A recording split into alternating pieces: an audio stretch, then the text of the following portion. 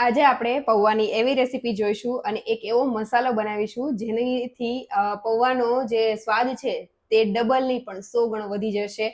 અને તમે કમેન્ટ કરીને પણ જણાવજો કે તમે આ મસાલાનો ક્યારે યુઝ કર્યો છે કે નહીં. એકદમ ફેમસ એવો મસાલો છે, તો આપણે ઘરે બનાવીશું. તો ચાલો રેસીપી શરૂ કરીએ. તો સૌથી પહેલાં આપણે મસાલો બનાવવા માટે જાડા તળિયાવાળું કોઈ વાસણ હોય એ લેવું.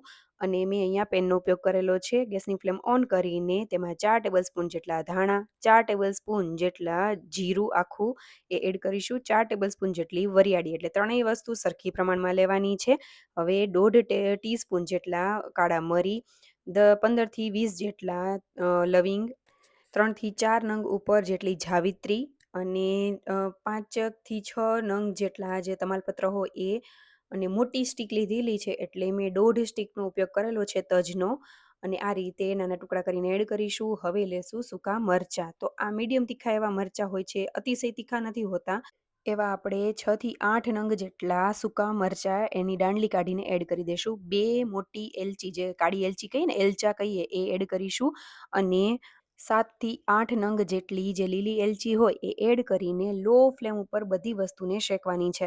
અહીંયા આપણે જાડું એટલે કે જાડા તળિયાવાળું વાસણ લેવાનું રીઝન એ જ છે કે એકદમ ધીમા તાપે આ બધી વસ્તુ શેકાશે ને એટલે એની સુગંધ બહુ સરસ આવશે અને એક જ સરખું તેવું શેકાતું જશે. એટલે આ રીતે આપણે ઉપર નીચે કરતા જશું. ખાસ ધ્યાન રાખવાનું, કારણ કે મરચાં અને તમાલપત્ર એવી વસ્તુ છે, હળવી વસ્તુ છે, તો ઉપર આવી જાય તો બધી વસ્તુ સરસ એવી ક્રિસ્પી એવી શેકાઈ જાય ત્યાં સુધી કરી લેશું. પછી એક ડિશમાં કાઢીને તેને ઠંડુ કરવા માટે રાખી દેશું. ઠંડુ થઈ જાય એટલે મિક્સર જારમાં એડ કરીશું. હવે તેમાં 1થી 2 ટીસ્પૂન જેટલું હિંગ, 2 ટીસ્પૂન જેટલું કાશ્મીરી લાલ મરચું, 2 ટેબલસ્પૂન જેટલો આમચૂર પાવડર, પોણું એવું જાયફળ આપણે ઘસીને એડ કરીશું. જાયફળનો ટેસ્ટ ખૂબ જ સરસ એવો આવે છે, તો ખાસ આમાં એડ કરવાનું હોય છે. આનાથી ફ્લેવર બહુ સરસ એવી આવશે. તો મેં પોણું એવું જાયફળ ઘસીને એડ કરેલું છે. જો નાના નાના ટુકડા એડ કરીએ ને તો ઘણી વખત એવું થાય કે તેમાં ટુકડા રહી જાય, એટલા માટે આ રીતે કરેલું છે. અને 2 ટીસ્પૂન જેટલો મેં સંચળ પાવડર એડ કરેલો છે. 4 ટીસ્પૂન જેટલો સૂંઠ પાવડર એડ કરીશું. 2 ટીસ્પૂન જેટલો સંચળ પાવડર અને અડધી ટીસ્પૂન જેટલી મેં હળદર એડ કરેલી છે, જે સ્કીપ થઈ ગઈ છે.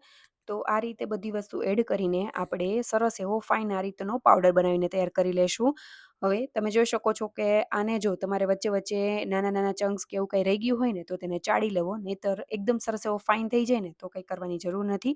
અને આ મસાલો જ્યારે બનતો હશે ને, એટલે કે તમે જ્યારે ગ્રાઇન્ડ કરતા હશો ને, એટલે ઘરમાં સુગંધ થઈ જશે. એટલી મસ્ત એવી સ્મેલ આવે છે ને, એક વખત જરૂરથી ટ્રાય કરજો. હવે આ મસાલાને એરટાઇટ કન્ટેનરમાં ભરીને રાખી દેશું. આને તમે જોયું હશે કે મેં લખેલું છે જીરાવન મસાલા, જે ઇન્દોરી પોહા હોય છે એમાં યુઝ કરવામાં આવતો હોય છે. એટલે આ પોહાને આપણે રેગ્યુલર પોહા જે બનાવીએ એ રીતે વઘારવામાં નથી આવતા, અલગ રીતે હોય છે. એટલે તમે વિડીયોને જરૂરથી એન્ડ સુધી જોતા રહેજો. એટલે હવે આપણે એક ચારણામાં જેટલા તમારે પૌવા જોતા હોય, વઘારવા હોય, એટલા લઈ લેવાના. તેને સરસ રીતે ધોઈ નાખવાના 2 થી 3 વખત પાણી, એટલે જે કંઈ કચરો કે ગંદકી હોય એ નીકળી જાય. હવે આપણે તેના માટે થોડી પ્રિપેરેશન કરી લેશું. તો મેં અહીંયા ડુંગળીને કટ કરેલી છે અને બારીક એવા તીખા મરચાંને પણ કટ કરી લેશું. પૌવા જે પલાળીને રાખેલા છે તેમાં હળદર, સ્વાદ પ્રમાણે મીઠું અને થોડી એવી ખાંડ અથવા તો સાકરનો પાવડર પણ લઈ શકો છો. તેને એડ કરીને આ રીતે ટોસ કરી લેશું, એટલે ઉછાળીને તેને સરસ રીતે કરી લેશું, જેથી કરીને આપણા પૌવા છે જે ભાંગી પણ ન જાય અને સરસ એવું મિક્સ થઈ જાય. હવે પેનમાં આપણે તેલ ગરમ કરવા માટે મૂકીશું. તેમાં શિંગદાણાને એડ કરી દેશું. તમે આ શિંગદાણાને પહેલાં પણ તળીને રાખી શકો છો. હવે આ શિંગદાણા તળાઈ જાય એટલે તેમાં રાઈ અને જીરું એડ કરી દેશું. અને એ ક્રિકલ થઈ જાય એટલે ત્યારબાદ હિંગ અને વરિયાળી ખાસ આ પૌવામાં એડ થતી હોય છે. તો વરિયાળી થોડી એવી તળાશે ને એટલે સરસ એવી સ્મેલ આવવા લાગશે. મીઠા લીમડાના પાન, તીખા લીલા મરચાં, બંને વસ્તુને સાતળી લેવાની. ત્યારબાદ આપણે ડુંગળી એડ કરીશું. ડુંગળીને પણ મસ્ત એવી સતળાય ત્યાં સુધીમાં આપણે થોડી હળદર એડ કરી દઈશું અને મિક્સ કરી લેશું. હવે થોડી વાર સતળાય એટલે તેમાં ટ્રાન્સપરન્ટ થવા આવે એટલે આપણે એમાં પાણી એડ કરી દેશું. થોડું એવું જ પાણી એડ કરેલું છે, 1/4 કપ કરતાં પણ ઓછું છે. સ્વાદ પ્રમાણે મીઠું અને થોડી એવી ખાંડ એડ કરેલી છે. અહીંયા ખાંડની જગ્યાએ તમે સાકરનો પાવડર બધી જગ્યાએ યુઝ કરી શકો છો, કારણ કે આ પૌવામાં ખાસ આ ખાંડ એડ કરેલી હોય છે એટલા માટે. અને હવે આપણે આ પૌવાને એડ કરી દઈશું.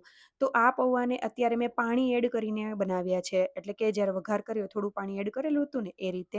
પણ જો તમારે એવું ન કરવું હોય તો વઘાર કરી અને આ પૌવામાં એડ કરી દેવાનો ચારણામાં જ, અને ત્યારબાદ તેને 5 થી 10 મિનિટ માટે સ્ટીમ કરી લેવા. એટલે એકદમ મસ્ત ખીલેલા થશે. અને જરૂર પૂરતું મેં ઉપરથી સ્વાદ પ્રમાણે મીઠું એડ કરેલું છે અને લીંબુ એડ કરી દીધેલું છે. ટેસ્ટ પ્રમાણે આ બધું વસ્તુ એડ કરવી. હવે લાસ્ટમાં ધાણાભાજી એડ કરીને આપણે તેને હળવા હાથે ઉપર નીચે કરતા જશું, એટલે પૌવા ભાંગે પણ નહીં, છૂટા પણ થાય. તમે જોઈ શકો છો એક એક દાણો ખીલેલો બન્યો છે અને એકદમ સોફ્ટ એવા તૈયાર થાય છે. આ રીતે જરૂરથી ટ્રાય કરજો. અને આને સર્વિંગ કરવાની પણ એક અલગ રીત છે. જેમ કે પૌવા એડ કરવાના, ત્યારબાદ તેમાં જીરાવન મસાલો, ઉપરથી ધાણાભાજી, લીંબુની સાથે સર્વ કરીશું. ડુંગળી ઉપરથી બારીક કાપેલી અને રતલામી સેવ ખાસ હોય છે, અને ઉપરથી દાડમના દાણા સાથે તમે જલેબી પણ ખાઈ શકો છો. મજા આવી જાય એવી આ રેસીપી બને છે. એક વખત જરૂરથી ટ્રાય કરજો આ ઇન્દોરી પોહા. બારે મળતો પૌવાનો મસાલો એટલે કે ઇન્દોરી પૌવાનો મસાલો કરતાં એક વખત ઘરે ટ્રાય કરજો, બહુ મસ્ત એવો બને છે. મેં તો ઘણો બધો બનાવીને રાખેલો છે અને અમારા ઘરમાં બધાને ખૂબ જ ભાવે છે. રેગ્યુલર પૌવા કરતાં પણ તમને આ મજા આવશે. એક વખત ટ્રાય કરજો, એટલો ટેસ્ટી બને છે. અને ટ્રાય કરીને મને કમેન્ટ જરૂરથી કરજો કે તમને આજની આ રેસીપી કેવી લાગી. તમારી કમેન્ટથી મને મોટિવેશન મળશે. તો જરૂરથી રેસીપી ટ્રાય કરજો.